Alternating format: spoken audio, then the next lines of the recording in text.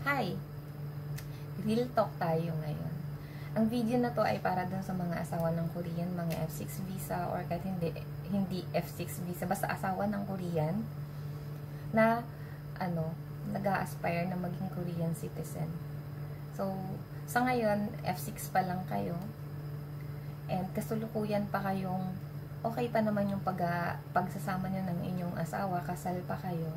Pero meron kayong ibang plano na ayun nga, may plano kayo na makipaghiwalay or hindi mag-stay dyan sa asawa nyo kung ano man yung reason nyo.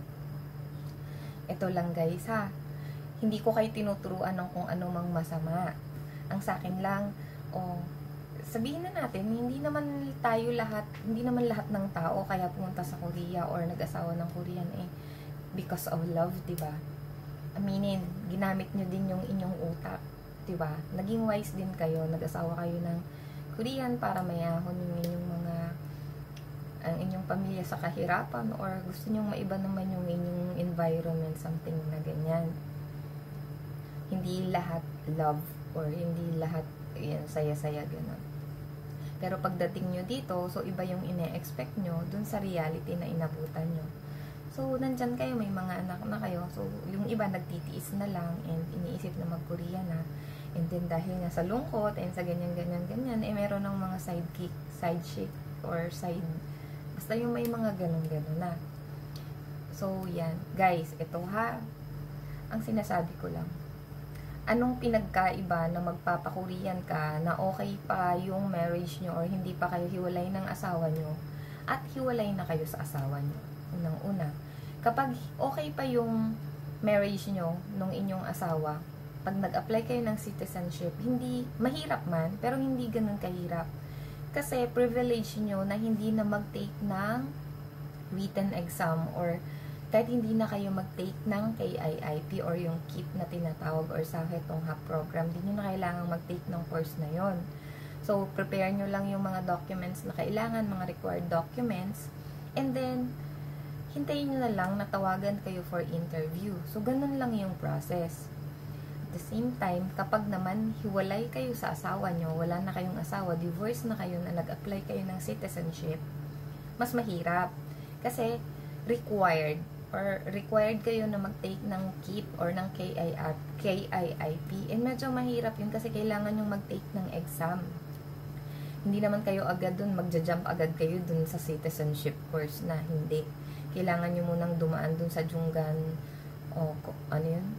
Junggan examination. Basta yun. Kailangan nyo dun, and then magdedepende sa inyong score kung ano yung level na inyong papasukan. And medyo mahaba-habang yun, ilang oras din yun po. Patagal. Tapos, hindi naman lahat ng nakapasa ng KIIP wala ng interview. Hindi po lahat. So, either na meron kayong, basta yun na yun. Kailangan nyo nang mag-take ng KIIP. Or kung hindi nyo bet yung mag-take kayo ng course ng KIIP, pwede po kayo na mag-apply ng citizenship, pero kailangan nyo mag-take ng written exam. May written exam, which is mahirap po yun. And then, may interview pa. Di ba mahirap? Plus, kapag po hiwalay na kayo sa inyong asawa na nag-apply kayo ng citizenship, hindi po kayo magkakadual, hindi kayo magiging dual. So, Korean citizenship lang yung magiging citizenship nyo. Hindi dual. Unlike dun sa okay pa yung marriage ng asawa, na pwede kayong dual. So, yun po yung pinagkaiba niya. So, ang main point ko po doon, before kayo lumande, ang sama ng term, before kayo na makipaghiwalay sa inyong asawa, since nung pumunta na lang din naman tayo dito, kayo, or kasama na ako doon, hindi, Korean na ako ginamit nyo na din yung inyong mind, nag-isip na din kayo, pag nakipaghiwalay kayo, be wise na din. Nagpaka-wise na nga kayo nag-asawa ng Korean, diba? Magpaka-wise na din kayo sa pag-a-apply ng citizenship. Huwag munang makipaghiwalay kung hindi pa kayo Korean kasi mahirap pong mag-apply. Plus, kapag may asawa po kayo, mas madali, lalo na dun sa mga assets, yung mga ganun, mas mabilis po yung process kaysa dun sa hiwalay na sa asawa na nag-apply ng citizenship. So, sana nakatulong. Again, wala po akong ibang ibig sabihin dito. Nagpapakatotoo lang po ako sa aking suggestion. Marami na naman mga ate dyan kasing magagalit eh. Tingnan kilikili.